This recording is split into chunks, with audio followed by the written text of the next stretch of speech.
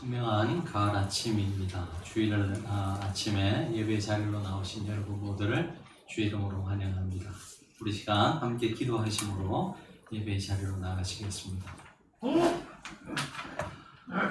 여호와는 긍휼이 많으시고 은혜로우시며 노하기를 더디하시고 인자하심이 풍부하시도다. 우리의 죄를 따라 우리를 처벌하지 아니하시며 우리의 죄악을 따라 우리에게 그대로 갚지 아니하셨으니 이는 하늘이 땅에서 높음같이 그를 경외하는 자에게 그의 인자하심이 크심이로다. 하나님은 영이시니 예배하는 자가 영과 진리로 예배할지니라.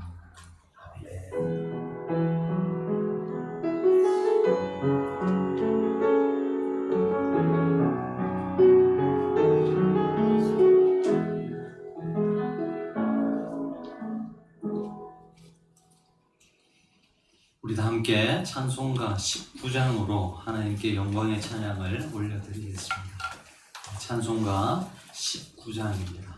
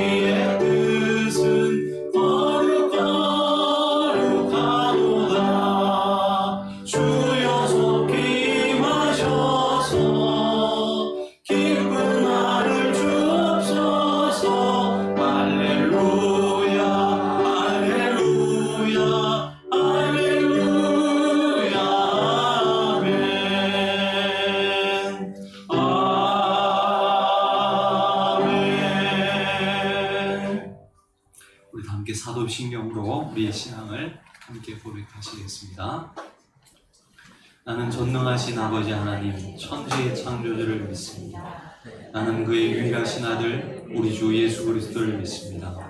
그는 성령으로 잉태되어 동정녀 마리아에게서 나시고 본디오 빌라도에게 고난을 받아 십자가에 못 박혀 죽으시고 장사된 지 사흘 만에 죽은 자 가운데서 다시 살아나셨으며 하늘에 오르시어 전능하신 아버지 하나님 우편에 앉아 계시다가 그로부터 살아있는 자와 죽은 자를 심판하러 오십니다. 나는 성령을 믿으며 거룩한 공교회와 성도의 교제와 죄를 용서받는 것과 몸의 부활과 영생을 믿습니다. 아멘. 찬송가 183장 찬양하시겠습니다.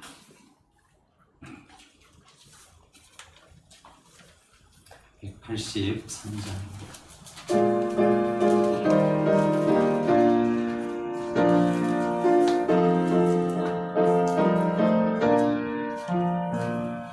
빈들의 마른 불같이 시들은 나의 영혼 주님이 약속한 성령 간절히 기다리네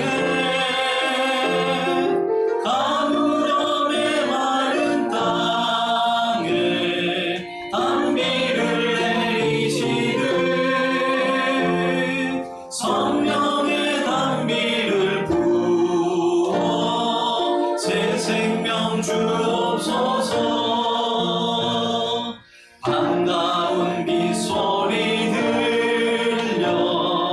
산천이 춤을 추네 봄 빌어내리는 성령 내게로 주옵소서 가물음에 마른 땅에 단비를 내리시듯 성령의 단비를 부어 새 생명 주옵소서 절 따라 우로를 내려 조목이 무성하니 갈급한 내 심령 위에 성령을 부소서 가물음에 마른 땅에 단비를 내리시듯 성령의 단비를 부어 새 생명 주옵소서 길으신 사랑의 언약 어길 수 있사오랴 오늘의 흡족한 은혜 주실 줄 믿습니다 가물음에 마른 땅에 단비를 내리시듯 성령의 단비를 부어 새 생명 주옵소서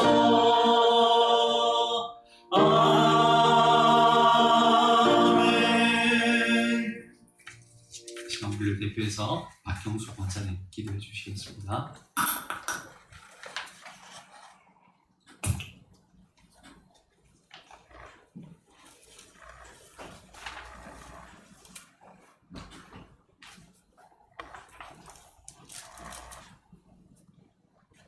하늘에 계신 우리 아버지, 땅에 있는 저희들을 불쌍히 여기시고 우리 주 예수 그리스도를 이 땅에 보내주시고 주님의 십자가를 통하여 저희들이 하늘을 우러러 볼 수 있게 하여 주시고 하나님을 내 아버지라 부를 수 있도록 큰 눈에 허락하심을 진심으로 감사하옵나이다.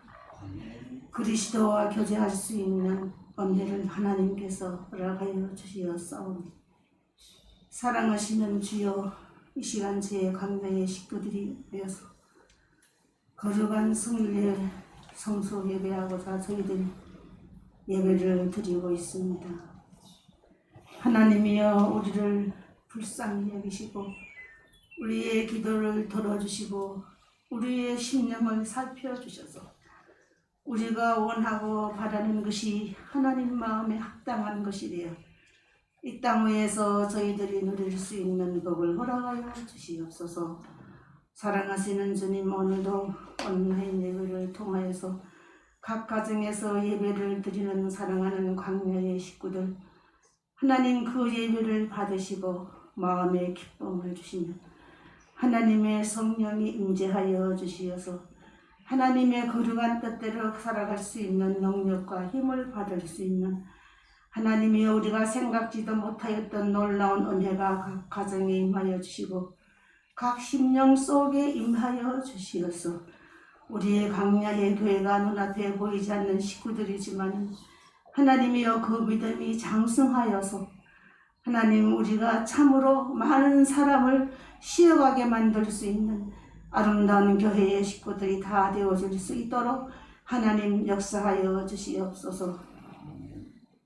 만세전에 저희들을 택하여 주시고 하나님이 예정하신 가운데 우리 광야의 교회를 수년 전에 주님 만들어 주셨습니다.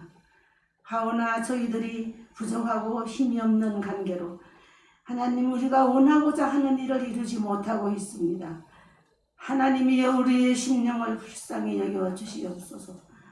사랑하시는 주님은 성령을 저희들에게 주시어서 하나님의 깊은 곳까지라도 통찰할 수 있는 능력을 주시었사오니 하나님의 거룩한 뜻이 어디에 있는가를 분별하여 깨달아서 하나님의 법궤를 메고 저희들이 이주할 수 있는 은혜와 복을 허락하여 주시기를 기도하옵나이다.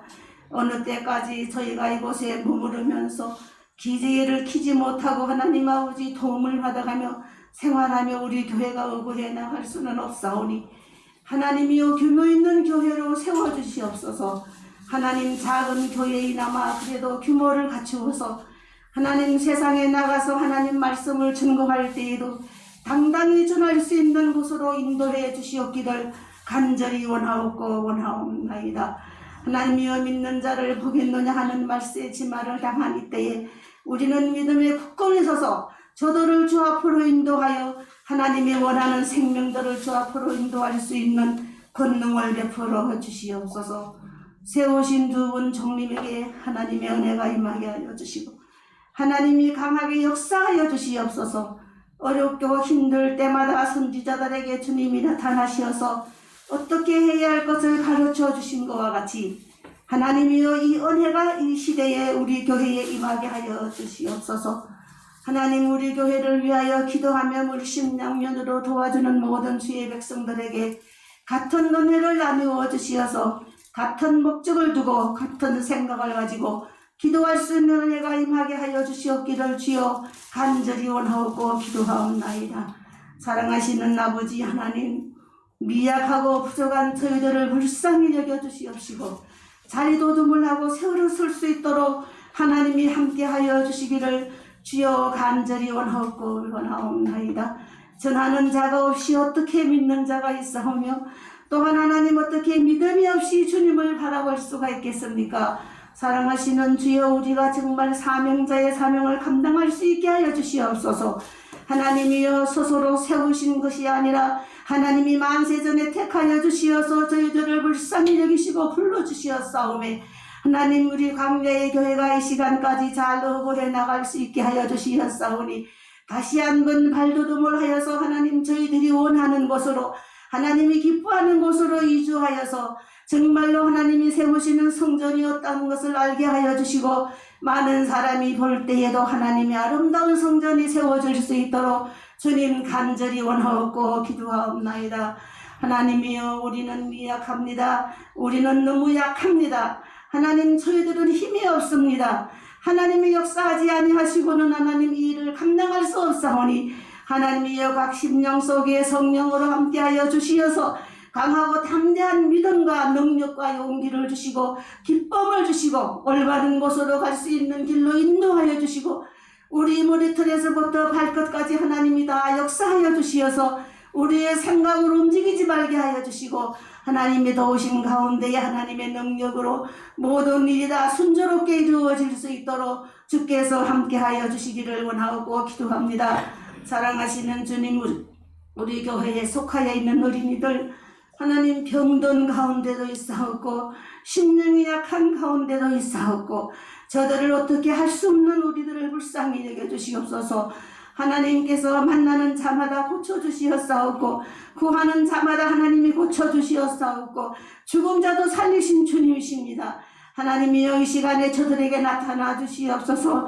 하나님 저들에게 함께하여 주시옵소서. 하나님이 고쳐주시고 그에게 믿음을 주시어서 하나님의 영광을 드러낼 수 있게 하여 주시고 뛰기도 하면 걷기도 할 수 있게 하여 주시고 모든 주사도 모를 수 있게 하여 주시고 하나님의 능력이 나타나지 아니하고는 저희들이 어떻게 해 볼 수가 없는 가운데 있습니다.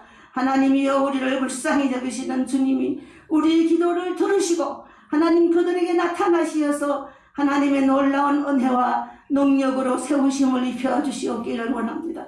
우리는 주께 기도하였지만 믿음이 없으므로 이루어지지 아니하는 것을 하나님이여 우리를 불쌍히 여기시고 믿음에 이르게 하여 주시어서 믿음의 장부가 다 되게 하여 주시옵시기를 원하고 기도하옵나이다.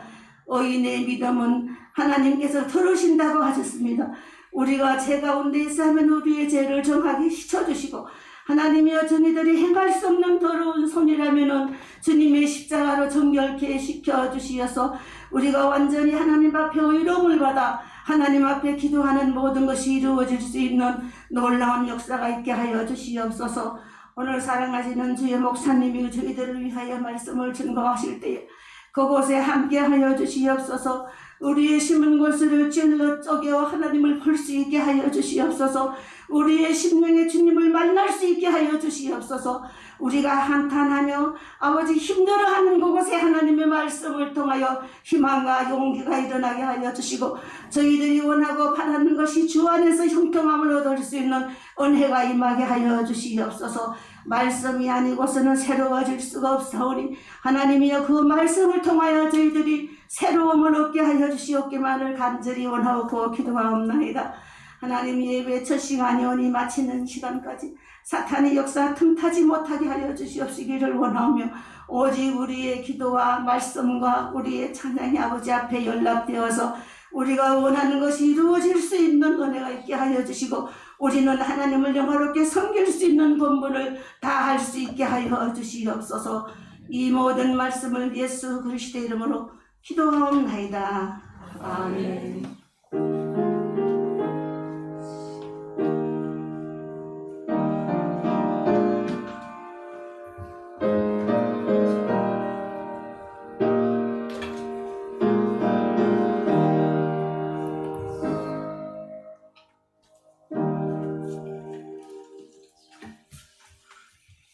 오늘 예배 자리에 나오신 여러분 모두를 주의 이름으로 환영합니다. 우리 좌우로 바라보시면서 또 각 가정에서는 또 서로를 바라보시면서 함께 평화 인사를 나누시겠습니다. 하나님의 평강이 함께하기를 원합니다. 하나님의 평강이 함께하기를 원합니다. 우리 함께 찬양하시면서 축복하시겠습니다.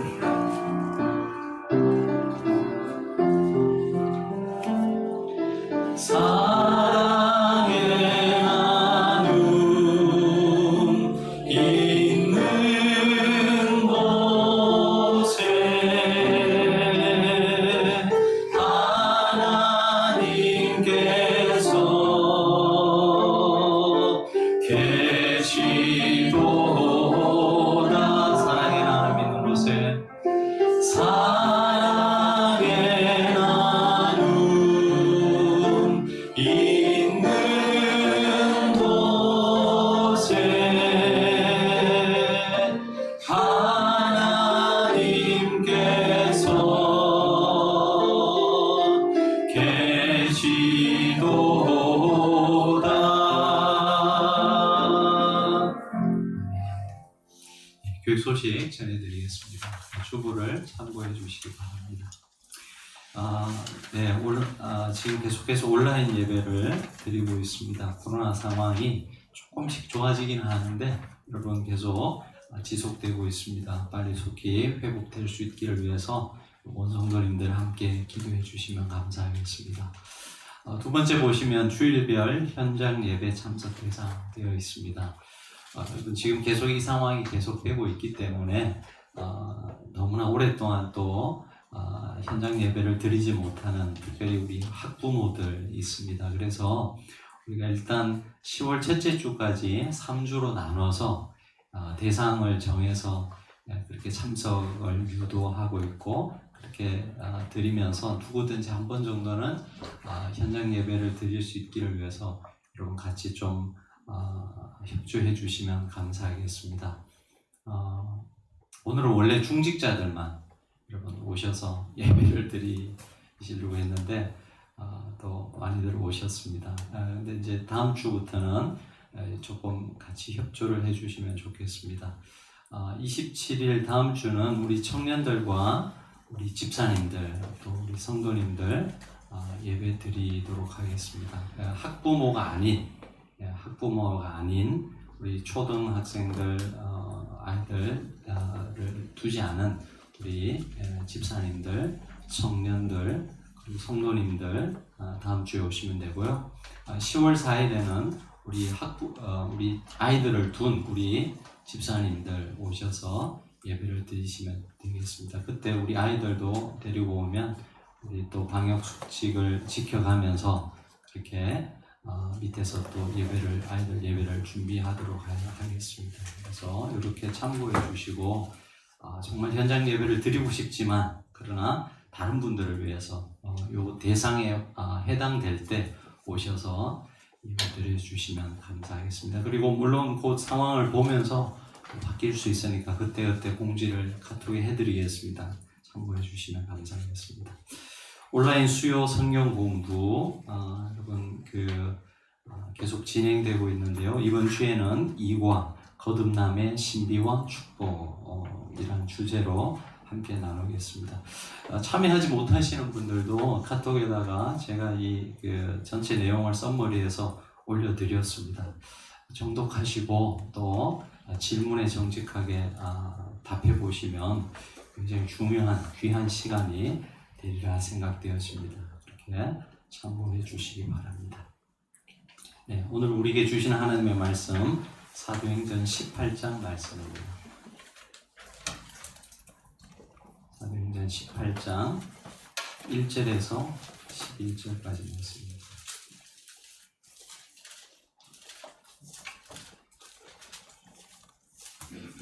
사도행전 18장 1절에서 11절까지 말씀입니다. 제가 가지고 있는 성경으로 219면입니다. 교독하실 텐데요. 제가 먼저 1절 봉독해 드리겠습니다. 그 후에 바울이 아덴을 떠나 고린도에 이르러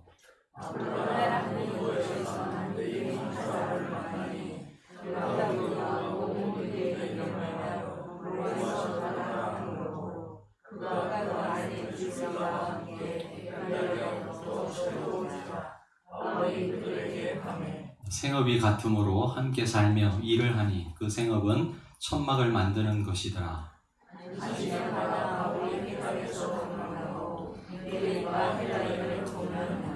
실라와 디모데가 마게도냐로부터 내려오매 바울이 하나님의 말씀에 붙잡혀 유대인들에게 예수는 그리스도라 밝히 증언하니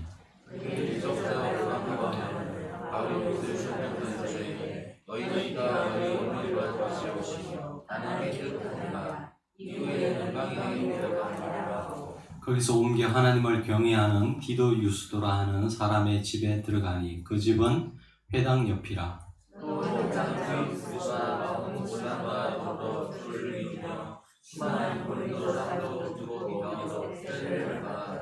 밤에 주께서 환상 가운데 바울에게 말씀하시되 두려워하지 말며 침묵하지 말고 말하라.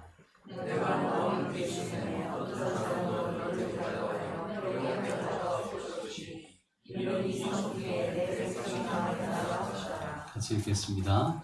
1년 6개월을 머물며 그들 가운데서 하나님의 말씀을 가르치니라.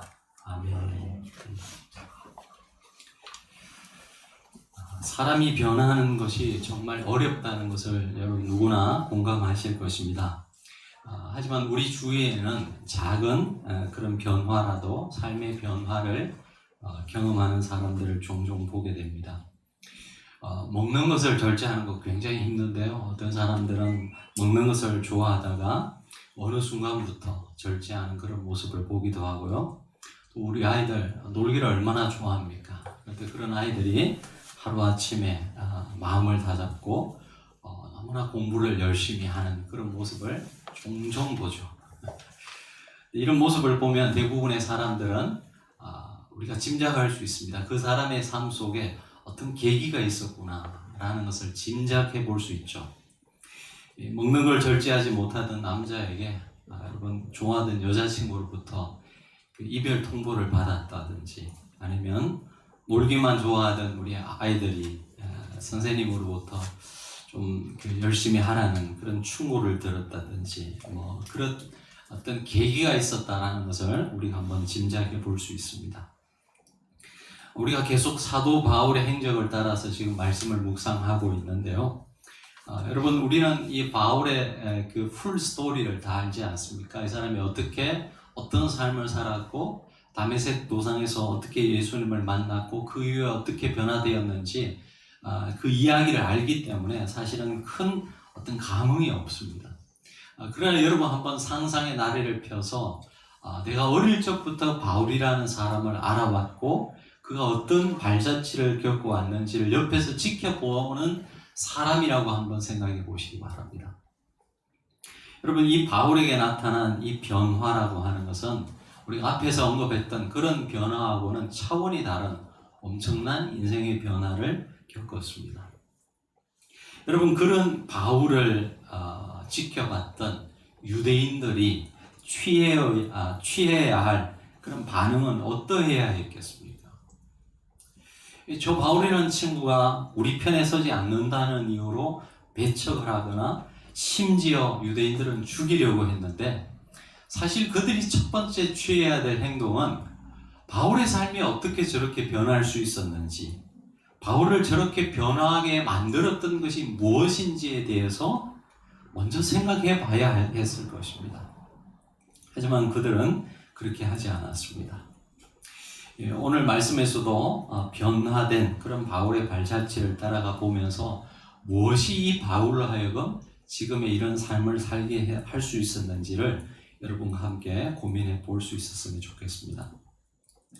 이제 바울과 그 일행은 그 아덴을 떠나서 고린도에 이르게 됩니다. 1절에 보시면 그 후에 바울이 아덴을 떠나 고린도에 이르러 했습니다.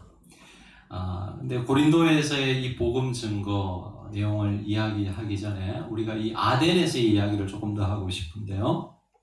많은 학자들이 이 바울의 아테네 전도가 여러분 성공하지 못했다라고 말을 합니다. 왜냐하면 아테네에서의 전도 사역을 그 17장 마지막 부분에 보시면 이렇게 결론 짓고 있습니다. 17장 32절을 보시면 그들이 죽은 자의 부활을 듣고 어떤 사람은 조롱도 하고 어떤 사람은 이 일에 대하여 내 말을 다시 듣겠다 하니, 이에 바울이 그들 가운데서 떠나매 몇 사람이 그를 가까이하여 믿으니 했습니다. 몇 사람이 믿었다고 했습니다. 몇 사람이. 숫자적인 면에서 보면 굉장히 소수의 사람이 회심을 했던 것 같습니다. 그래서 여러분, 이 아덴에서는 교회가 세워지지 못했습니다. 우리가 데살로니가에서의 사역도 보고 했는데 거기서는 다 교회들이 세워졌는데 이 아덴에서는 교회가 세워지지 않습니다. 하지만 단순히 어떤 숫자적인 면에서만 말하는 것은 아닙니다. 이 바울이 이 고린도에서의 사역을 마치고 이제 떠나서 후에 이 고린도 교인들에게 이 편지를 쓰지 않습니까? 그것이 이제 고린도 전 후서인데, 어제 말씀드렸지만 여러분 고린도전서 1장을 한번 읽어보셨습니까? 네. 이 고린도전서 1장에 여러분 가장 많이 나오는 단어가 뭐던가요? 혹시 보신 분 기억나시는 단어가 있습니까? 여러분 1장에 보시면 한번 펴보시기 바랍니다. 고린도전서 1장. 고린도전서 1장 보시면요, 그 뒤편 18절부터 한번 보시기 바랍니다. 보시면 계속 나오는 한 단어가 있습니다. 지혜라는 단어입니다. 지혜. 그렇죠? 여러분 18절, 17절부터 쭉 보시면 지혜라는 단어가 나옵니다. 무려 2장 5절까지 보면요, 15번, 16번까지 나오고 있습니다. 근데 여기서 말하는 바울이 말하는 지혜는 사람의 지혜를 말합니다. 조금은 부정적인 의미를 담고 있다고 할 수 있는데요. 반면에 이 사람의 지혜의 반대되는 개념으로 능력이라는 말을 쓰고 있습니다. 능력이라는 말. 그래서 이 복음을 전하는 일에 있어서 바울이 사람의 지혜로 전하는 것이 아니고 하나님의 능력으로 복음을 전하는 것이다 라는 것을 계속 강조하고 있습니다. 특별히 2장 여러분 3절 4절 제가 한번 읽어드리겠습니다. 내가 너희 가운데 거할 때 약하고 두려워하고 심히 떨었노라. 내 말과 내 전도함이 설득력 있는 지혜의 말로 하지 아니하고 다만 성령의 나타나심과 능력으로 하여 너희 믿음이 사람의 지혜에 있지 아니하고 다만 하나님의 능력에 있게 하려 하였노라 했습니다. 네. 바울이 아덴에서 복음을 전할 때 여러분 어떻게 전했다고 지난주 말씀을 드렸습니까? 그 복음을 듣는 아테네 사람들의 그런 상황, 수준을 생각하면서 철학적으로 전했다고 말씀을 드렸습니다. 이것은 굉장히 긍정적이라고 할 수 있죠. 여러분 우리가 복음을 전할 때 그 듣는 성중의 언어로 전하는 것은 굉장히 중요합니다. 왜냐하면 우리에게 익숙한 단어나 언어들이 세상 사람들에게는 굉장히 어색할 수 있기 때문에 그렇습니다. 여러분, 우리 교회에서는 뭐 형제, 자매 이런 말 쉽게 쓰잖아요. 근데 세상 사람들은 이해 못해요. 형제를 형제로 생각하는 거예요. 이 자매를 이렇게 그 자매 관계를 생각하는 거지. 우리는 뭐 여성 성도들은 다 자매라고 부르는데 이해를 잘 못하는 것이죠. 그것은 굉장히 중요한 또 긍정적인 그러한 복음 전도였습니다. 하지만 여러분, 앞에서 살펴본 것처럼 고린도전서의 1장에서의 이 전체적인 내용과 분위기를 보면 바울이 전적으로 여러분 성령의 능력을 의지해서 복음을 전하는 것이 아니고 인간의 지혜로 또 설득력으로 설득하려고 했던 것을 그런 분위기를 우리가 유추해 볼 수 있습니다. 그 아데네에서의 경험을 생각하면서 지금 고린도전서 1장을 쓰고 있다라고 생각을 해도 우리가 큰 어떤 해석의 오류를 가지는 것은 아닙니다. 바울은 유대교의 율법뿐만 아니라 헬라 철학에도 굉장히 정통했던 그런 사람이었습니다. 그래서 아마도 바울이 생각할 때 내가 어떤 철학적 용어로 저들하고 대화를 하고 논쟁을 해도 충분히 설득할 수 있을 것이라고 그렇게 생각했는지 모르겠습니다. 그래서 여러분, 아덴에서 했던 그의 설교를 보면 한 가지 특징이 있습니다. 바울이 다른 곳에서 했던 설교와 아주 극명하게 차이 나는 한 가지 특징이 있습니다. 그것이 뭐냐 하면 여러분, 이 17장에 나오는 아덴에서의 이 바울의 설교를 보면요, 예수 그리스도라는 단어가 한 번도 나오지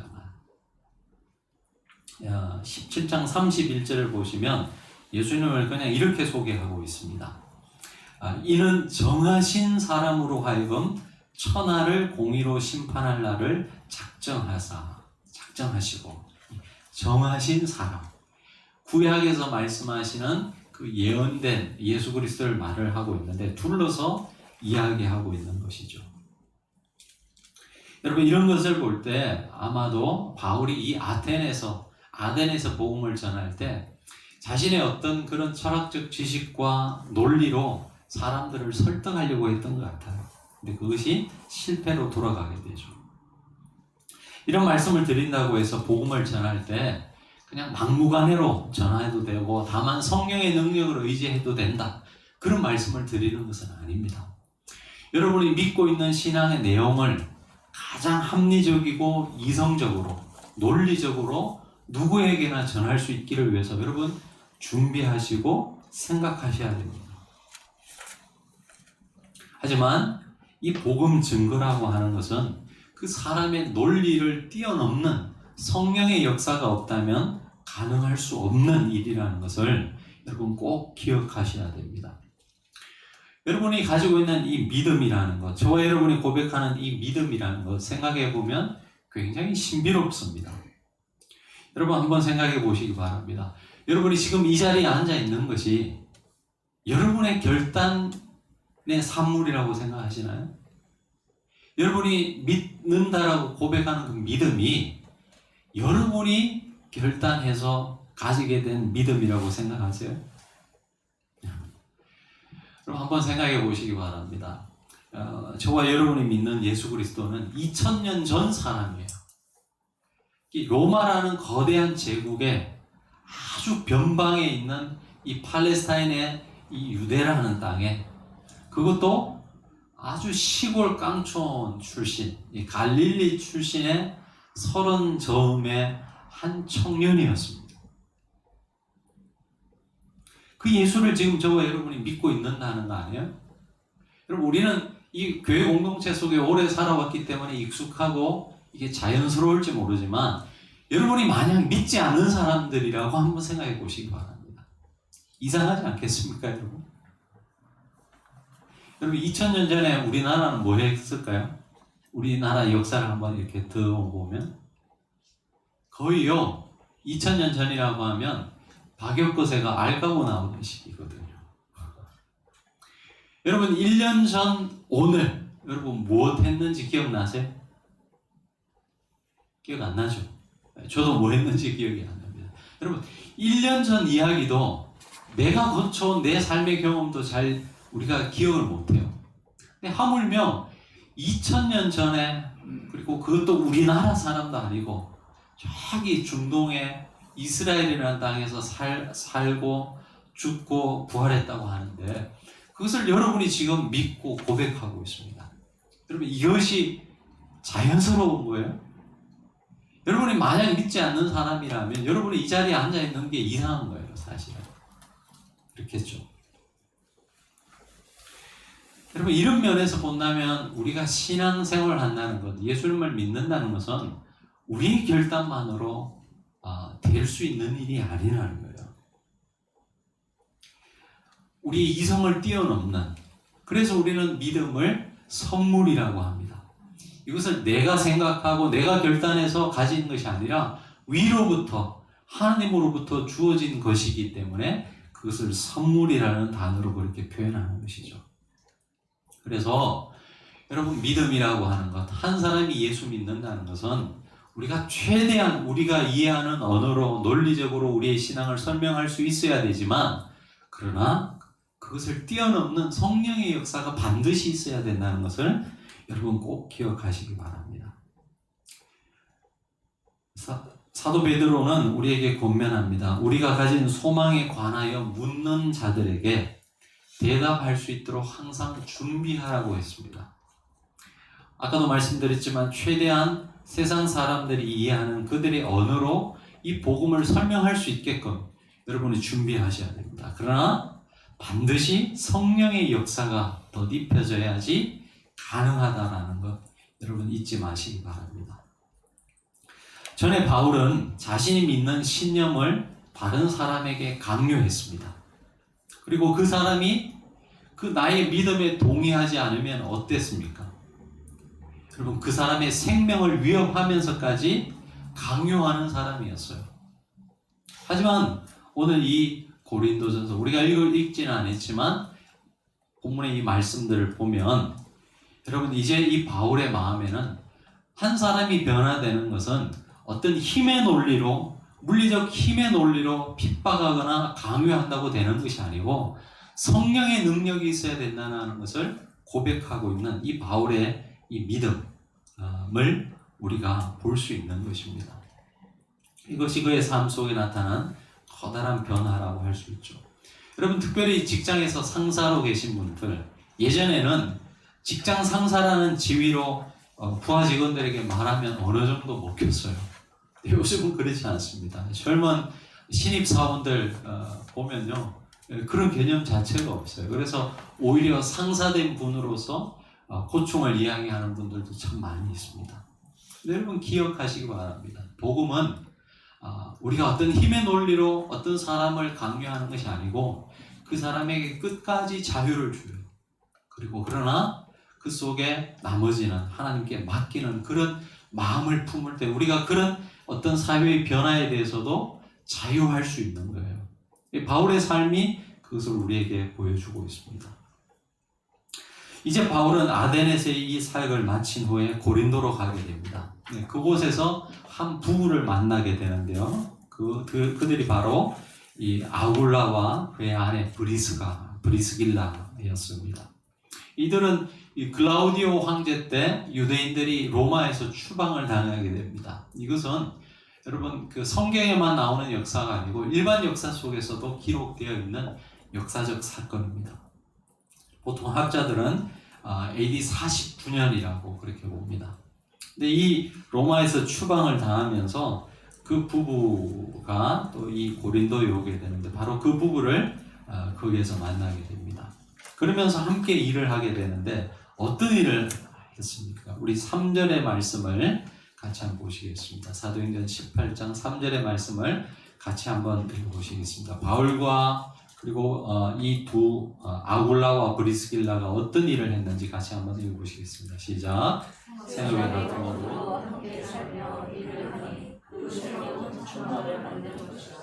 천막을 만드는 일이었습니다. 바울이 선교사로 헌신하고 선교 사역을 하는데 자기가 직접 텐트 메이커로 텐트를 만들면서 자비량으로 선교를 했습니다. 그래서 어떤 분들은 그렇게 얘기하는 분들도 있습니다. 선교사는 자비량 선교가 원칙이다. 그것이 성경이 우리에게 말하는 선교 원칙이다 라고 이렇게 말하는 분들도 있습니다. 하지만 여러분, 이것은 절대적인 것도 아니고 최선의 것도 아니에요, 사실은. 그 뒤에 보시면 이제 5절에 보시면 실라와 디모데가 마게도냐로부터 오게 됩니다. 그리고 나서 이렇게 기록하고 있습니다. 바울이 하나님의 말씀에 붙잡혀 유대인들에게 예수는 그리스도라 밝히 증언하니, 이 실라와 디모데가 마게도냐로부터 와서 이 고린도에 있는 바울과 합류하면서 하나님의 말씀에 바울이 붙잡혔다라고 했어요. 물론 이것은 어떤 초자연적인 그런 어떤 성령의 역사라고도 할 수 있지만, 많은 사람들은 바울과 이 디모데와 실라가 여러분 이 고린도에 오게 되면서 많은 후원을 받고 오게 됩니다. 빌립보서나 아니면은 다른 서신서들에 보면 그러한 기록들이 있습니다. 빌립보 교회들로부터도 여러분 빌립보 교인들이 헌금을 보내주게 됩니다. 그것을 이제 후원을 받아서 왔기 때문에 아마도 바울이 이전에는 텐트 메이커를 하면서 자기가 낮에는 일을 하고 저녁에는 복음을 전했는데 이제는 전적으로 복음을 전하는 일에 매진할 수 있게 되었다는 그런 말입니다. 그러면서 많은 열매가 나타났다는 것이죠. 그렇기 때문에 선교에 있어서 어떤 자비량만 해야 된다. 자비량 선교사가 성경의 절대적인 기준이다. 그렇게 말할 수 없는 것이죠. 자, 그런데 여기서 여러분과 함께 생각해 보고자 하는 것은 바울이 이 텐트 메이커의 일을 했다는 거예요. 여러분, 지금은 텐트가 여러 재질들이 나왔잖아요. 방수도 되고. 근데 이 당시에는요, 텐트를 만드는 주 재료가 동물의 가죽이었습니다. 가죽을 기본 재료로 만들었습니다. 그래서 학자들은 이 바울이 텐트만 만든 것이 아니고 이 가죽으로 만드는 많은 제품들을 생산해내는 그 일을 했다라고 봅니다. 전에도 말씀드렸지만 그 당시 가죽을 만지는 사람들은 대부분 사회 하층민들이었습니다. 왜냐하면 가죽을 여러분 만들려면 어떻게 해야 됩니까? 짐승을 잡아야 되고 피를 흘려야 되고 죽은 짐승을 만져야 되지 않습니까? 근데 이것은 유대인들에게 굉장히 부정적인 일이거든요. 그래서 대부분은 이 하층민들이 이런 일을 했습니다. 근데 그런 바울이 원래는 율법을 연구하던 최고의 학문가 아니었습니까? 학자 아니었습니까? 사회적으로 굉장히 높은 지위에 있었던 바울인데 지금 복음을 전하기 위해서 여러분 이 가죽 세공업의 기술을 배워서 어디든지 가면서 자비량으로 선교하기 위해서 이런 기술을 배웠던 것 같아요. 그러면서 지금 이 텐트 메이커로 일을 하고 있다는 것이죠. 지금으로 치면 여러분 대기업 CEO로 일을 하다가 하루아침에 사회적으로 보면 굉장히 하찮은 일을 하게 된 그런 경우라는 거예요. 우리가 인간적으로 생각하면 얼마나 여러분 바울의 삶이 비참하겠습니까? 하지만 세상을 보면요, 사람들이 하찮은 일이라고 하지만 그의 삶은 굉장히 고귀하고 그 일을 하면서 굉장한 보람을 느끼는 사람도 있지만, 하지만 반대로 여러분 누구나 되고 싶고 누구나 바라보는 위치에서 일을 하는 사람이지만 그 일을 하는 그 사람으로 인하여서 그 일이 굉장히 천하게 되는 그런 경우도 보게 됩니다. 근데 이 바울은 여러분 그 최고의 학문을 연구하던 사회 최고위층 하이 클래스의 사람이었지만 복음을 전하게 되면서 이런 가장 천한 일을 하게 되었지만 결코 그의 마음에 자기가 하는 이 일 때문에 좌절하거나 아니면 자기 자신의 삶을 비관하거나 그렇지 않았습니다. 이런 삶의 양태로부터도 자유하고 있는 바울의 모습을 보게 됩니다. 예전에는 바울은 무엇을 중요하게 여겼습니까? 자신이 무슨 일을 하는 사람이냐가 중요했어요. 근데 지금의 바울은 여러분 이 복음 안에서 자기 자신을 새롭게 이해하는 이 과정을 통하여서 이제는 어떤 일을 하든지 무슨 목적을 갖고 하느냐가 이 바울에게 중요하게 된 것이죠. 그래서 복음을 전하는 이 일을 위해서 내가 세상 사람들이 하찮다라고 생각하는 이 일도 기쁨으로 하고 있다라는 거예요.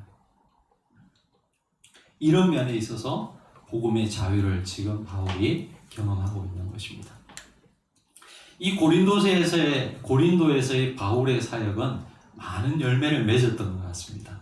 근데 어느 날 밤에 주님께서 환상 가운데 바울에게 말씀하십니다. 어떤 말씀을 하셨는지 우리 9절과 10절의 말씀을 같이 한번 읽어보시겠습니다. 9절과 10절 말씀 시작.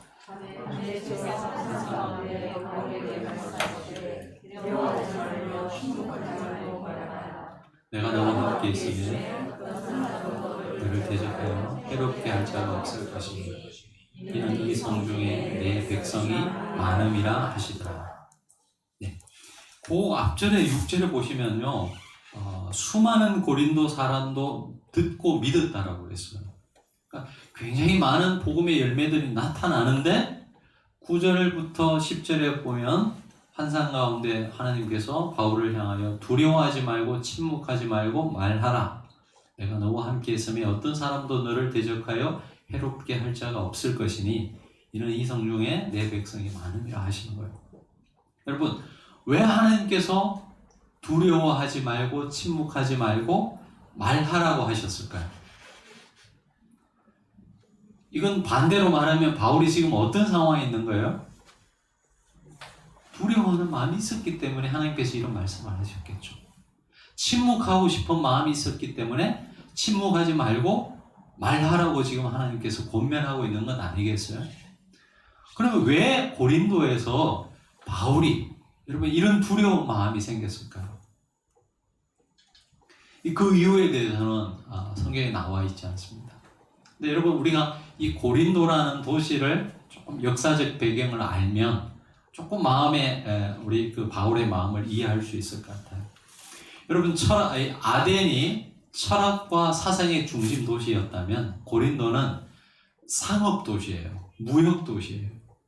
예, 그 항구를 끼고 있는데 대부분의 여러분 항구 도시가 그렇듯이 수많은 그 무역이 일어나고 그리고 무역이 일어나면 어때요? 그 사람들이 먹고 자야 되는 숙박업이 발달되고 그러면서 이 그 소비 문화가 굉장히 강했던 도시가 고린도였습니다.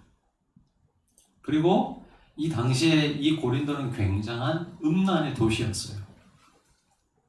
그래서 고린도 사람처럼 행세하다를 말하는 영어 동사 코린디아이즈는요, 이 음행을 범하다라는 그런 뜻이 있어요. 고린도인의 고린디안 이 영어 여러분 단어도 찾아보면 음란한 이런 뜻도 포함되어 있어요. 그만큼 이 당시에 이 고린도 사람들은 이 종교적 제의를 굉장히 음란하게 행했던 사람들이었습니다. 고린도 신전에는 음란 행위를 하기 위해서 약 1000명의 여사제들이 그 매춘을 공식적으로 하는 그런 사제들이 있었다는 거예요. 그리고 고린도 박물관에 지금도 가 보시면요, 그릇이나 장식품에 이 그 여성의 나체 사진 그 그림들이 엄청 많이 있습니다.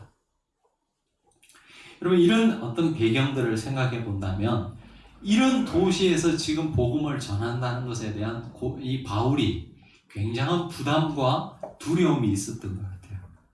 근데 그를 향하여서 주님이 이렇게 말씀하시는 것입니다. 두려워하지 말며 침묵하지 말고 말하라.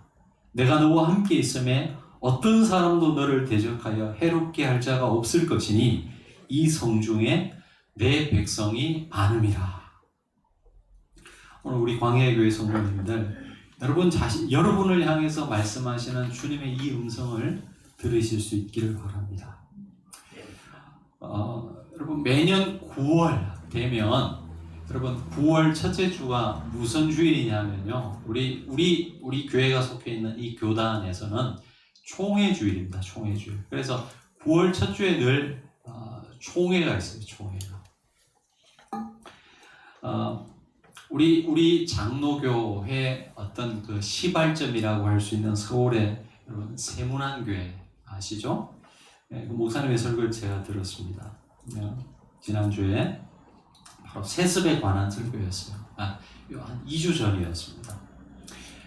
그분이 작년 이맘때에도 세습에 관한 설교를 했어요.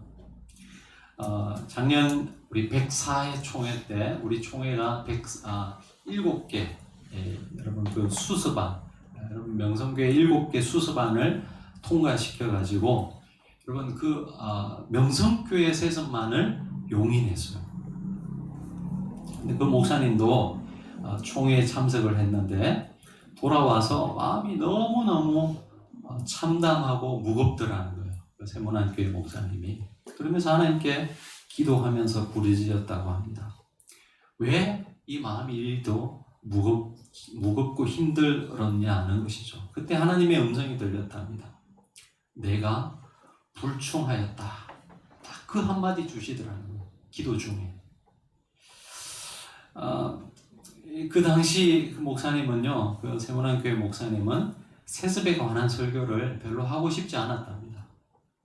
왜냐하면 그 교회에 부임한 지 얼마 안 되셔가지고 리더십이 바로 세워지지 않았고 또 그 교회가 사실은 큰 그 예배당 건축을 한 바로 직후였거든요.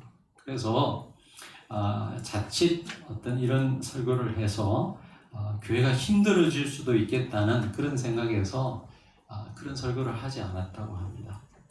개인 목회를 생각하고 교회를 생각해서 그냥 조용히 넘어갔으면 좋겠다고 생각을 했는데 하나님께서 그것을 기뻐하시지 않았다라는 것을 느끼고 그 총회가 끝난 후에 왜 이 세습이 성경적이지 않고 왜 불법이고 이런 것들을 굉장히 신학적으로 설교를 잘 하셨어요. 그래서 많은 사람들이 그 설교를 듣고 공유하면서 공감을 하고 위로를 받았다는 이야기도 들었습니다. 근데 그분 표현에 그래요. 그 설교를 하고부터 많은 사람들이 위로를 받았다는 메시지도 줬지만 그때 이후로 상상할 수 없는 고난이 그분의 삶에 닥쳤다라는 것을 고백합니다. 많은 원로 목사님들이 교회 평안을 위해서 좀 조용하고 있지 왜 그러냐고 이야기했던 것 같아요. 그리고 많은 음해가 있었던 것 같습니다. 근데 그분이 말씀하시더라고요. 만약 그때 그 성령의 음성을 무시하고 좋은 게 좋지라는 식으로 넘어갔다면 어땠을까? 아마도 그 목사님의 내면에서는 평안이 사라졌을 것이라고 말하면서 하나님께서 결국은 그의 마음속에 하나님께 집중할 때 그런 많은 어려움과 또 고난이 있었지만 잘 견디어 나올 수 있었고 그것이 결코 후회스러운 일이 아니라는 것을 고백하는 것을 들었습니다. 여러분 아마도 바울이 그 심정이었던 것 같아요. 두려움이 있었고 침묵하고 싶었지만 그런 바울을 향하여서 주님 오늘 말씀하십니다. 두려워하지 말며 침묵하지 말고 말하라. 여러분 제가 자주 인용하는 유진 피터슨이 쓴 메시지 성경이라고 있습니다. 여러분 한번 사서 꼭 읽어보시기 바랍니다. 그 성경에 이 표현이 굉장히 재미있게 되어 있어요. 그 뒤에 이렇게 번역되어 있습니다. 그 한마디 말로 바울은 끝까지 견딜 수 있었다. 여러분 주님이 이 한마디 주셨는데요. 바울의 마음에 평화가 찾아왔던 것 같아요. 그리고 이 고린도에서의 사역을 무사히 마칠 수 있었던 것이죠. 여러분 말씀을 맺겠습니다. 여러분 바울의 삶에 나타난 이 변화를 한번 보시기 바랍니다. 그는 예전에 자신과 다른 믿음을 가졌다는 사람을 죽이기까지 하는 사람이었습니다. 하지만 이제 성령의 역사에 맡기는 사람이 되었습니다. 그리고 자유하는 사람이 되었습니다. 전에는 무슨 일을 하느냐가 그 자신을 결정한다고 생각하면서 무엇을 하는 사람이냐가 중요했지만 이제는 어떤 목적을 갖고 어떤 자세로 하느냐가 이 바울에게는 중요한 일이 되었습니다. 그래서 세상적으로 보면 하찮은 일을 하는 그런 사람이었지만 결코 자기 비하에 빠지지 않았습니다. 오히려 복음을 위해서 내가 이 일을 한다는 것 자체가 굉장히 즐겁고 기쁨과 자긍심을 가지는 그런 사람이었습니다. 또한 자신을 지켜줄 모든 사회 안전망이 사라졌어요. 그렇죠? 바울은 예수를 믿기 시작할 때부터 그 자신을 지켜주던 모든 사회 안전망이 사라졌어요. 하지만 그 사회 안전망은 없어졌을지 몰라도 그와 함께 하시는 하나님으로 인하여서 여러분 그는 어떤 두려움도 이기고 나아갈 수 있었습니다. 여러분 바울이 경험했던 이 변화가 우리 온 광야교회 성도들도 함께 경험할 수 있었으면 좋겠습니다. 이 복음이 주는 자유와 기쁨을 바울은 느끼고 고백할 수 있었듯이 우리 광야교회 성도들 주님의 음성을 듣고 여러분을 두려워하는 모든 것으로부터 자유하고 하나님이 주시는 이 복음의 자유를 이 코로나 시기에도 경험하며 하루하루가 감사함으로 채워지는 저와 여러분의 삶이 될 수 있기를 간절히 바랍니다. 기도하시겠습니다. 하나님 아버지, 바울이 느꼈던 경험했던 이 복음의 자유를 우리도 느끼고 경험하기 원합니다. 그 무엇으로부터도 구속되지 않고 하나님이 주시는 자유, 해방, 기쁨을 맛보며 살아갔던 그 인생에 고난이 없고 문제가 없어서가 아니라 다른 사람들보다 더 어려운 고난이 있었고 더 아픈 그런 고통이 있었지만 그것을 뛰어넘는 복음 안에서의 자유를 누렸던 그 바울의 삶을 우리도 경험할 수 있도록 인도하여 주옵소서. 예수님 이름으로 기도합니다. 아멘. 주신 말씀 생각하며 우리 찬송가 382장 찬양하시면서 동원하시겠습니다. 382장입니다.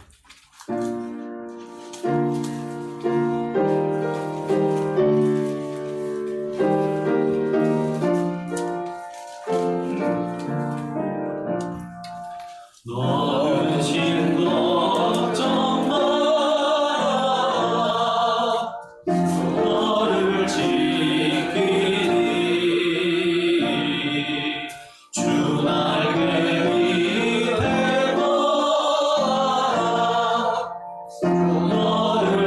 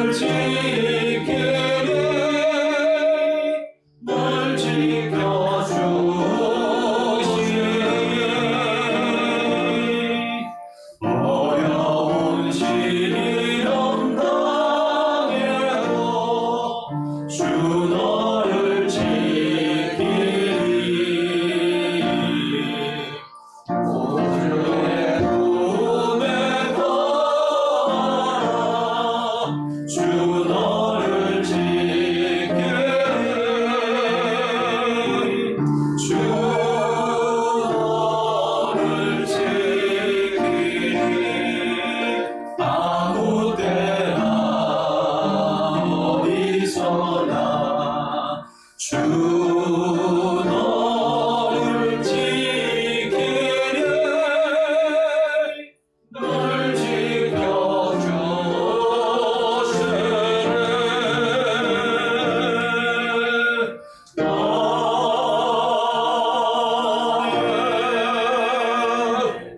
기도하시겠습니다. 우리의 소망 되시는 하나님 아버지, 무더니도 길었던 한여름의 장마가 끝나고 맑고 맑은 가을 하늘을 허락해 주시니 감사를 드립니다. 하늘은 맑고 만물은 너무나 아름답지만 우리는 여전히 힘겨운 시간을 보내고 있습니다. 전염병으로 인해 모임과 만남이 어려워지면서 홀로 있어야 하는 시간이 많아지고 삶은 단순해짐을 봅니다. 이런 홀로 있음의 시간이 하나님과 함께하는 시간으로 바뀌게 하시고, 이 전염병으로 인한 고통의 시간이 신앙적으로는 더욱더 영그러하고 성숙해지는 시간들로 채워지게 하옵소서. 하나님 아버지, 특별히 이 시간 한국교회를 위해서 기도합니다. 교회 안에서도 물질이, 세상적 명예가 하나님보다 더 중요시되는 우상이 되었고, 교회는 숫자의 노예가 되었고 외형적 화려함만을 자랑하고 있으며 불법이 버젓이 자행되고 있습니다. 하나님 아버지, 이런 한국교회의 현실을 불쌍히 여겨 주옵소서. 주님의 피값으로 세워졌고 많은 믿음의 선진들의 순교의 피 위에 자라온 교회가 교회의 참된 모습을 회복하며 무엇보다 교회의 머리 되신 주님을 고백하며 그 고백에 합당한 삶을 살아가게 하옵소서. 교회를 살리기 위해 하나님의 나라를 잃어버리는 어리석은 일을 행하지 않게 하여 주옵소서. 광야의 교회 성도들을 기억하여 주시고 이 교회를 위해서 기도하게 하시며 이 교회만이라도 하나님이 꿈꾸셨던 그 교회의 모습을 회복하며 자리매김해 갈 수 있도록 인도하여 주옵소서. 오늘도 주님 앞에 나오며 거룩한 예물을 드립니다. 하나님 아버지, 어려운 때이지만 그러나 그럼에도 불구하고 주님의 것을 구별하여 드리는 하나님 성도들 한 분 한 분의 그 손길들 기억하여 주시고, 사르밧 가구의 그 밀가루통이 가뭄이 끝나기까지 늘 채워졌던 것처럼 이 고난의 시간이 끝나기까지 사랑하는 주의 성도들의 생업의 터전을 지켜주시며 하나님 몸담고 일하는 그 회사와 그 일 모든 그 삶의 자리를 하나님께서 지켜주시기를 간절히 소망하며 기도합니다. 또 세상을 향해 나아가서 한 주간을 살 동안 두려워하지 말라는 주님의 음성 듣게 하시고 주님이 주시는 평안 속에 이 한 주를 살아갈 수 있도록 인도해 주옵소서. 감사와 찬양을 드리며 예수님 이름으로 기도합니다. 이제 우리 다 함께 일어나셔서 마지막 화송에 찬양하시고 축도로 예배를 마치도록 하겠습니다.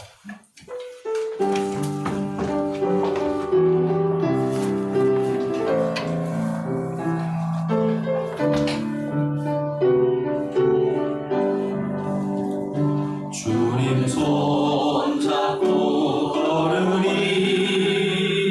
어려움을 만나도 주님 손잡고 걸어가리 나를 만드신 주의 손 이 세상 살아갈 때에 거친 풍랑을 만나고 이 세상 살아갈 때에 거친 파도를 만나도 나는 주님 손 잡으리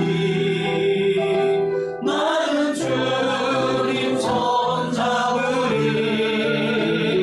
나를 인도하시는 주의 손을 끝까지 잡고 가리라 주님 손 잡고 걸으리 주님 손 잡고 걸으리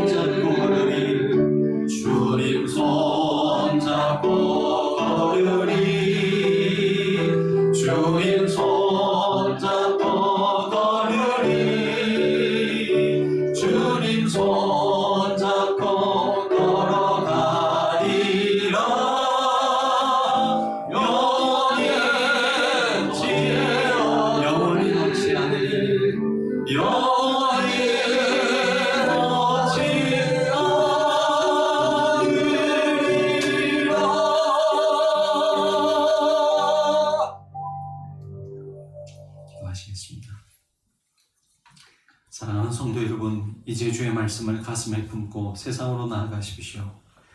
우리가 가진 소망에 관하여 묻는 이들에게 대답할 수 있도록 항상 준비하십시오.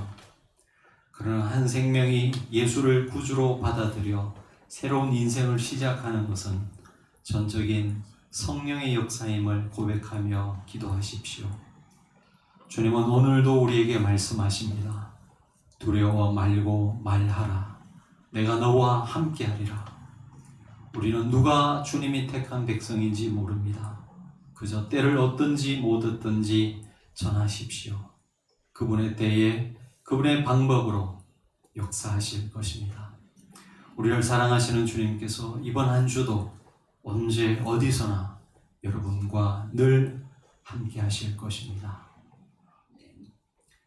이제는 교회의 머리가 되신 우리 구주 예수 그리스도의 은혜와 하나님 아버지의 그 크고 무한하신 사랑과 성령 하나님의 내주 교통하심의 역사가 이제 말씀을 받고 또한 세상에 나아가서 주님의 백성으로서의 삶을 살아가기를 소망하며 결단하는 고개 숙인 성도들 한 분 한 분 위에 축복으로 주신 가정과 자녀들, 사명으로 맡겨주신 일터, 피로 값주고 사신 주의 몸된 교회, 하늘나라 소망하는 이 땅과 모든 생명들 위해 지금으로부터 영원까지 함께하옵시기를 간절히 축원하옵나이다.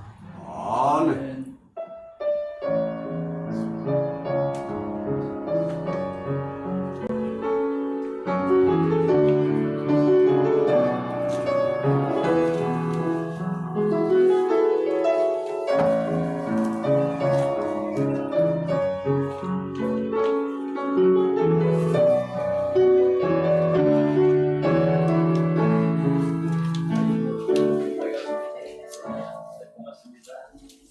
예배가 다 마쳤습니다. 우리 가정에서 예배 드리시는 여러분 모두들 또 한 주간도 승리하는 한 주 되시기를 간절히 바랍니다. 감사합니다.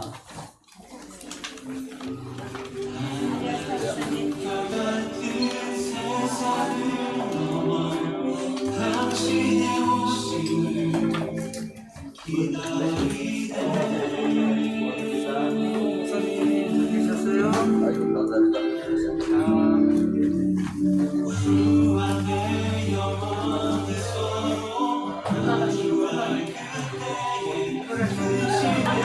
아,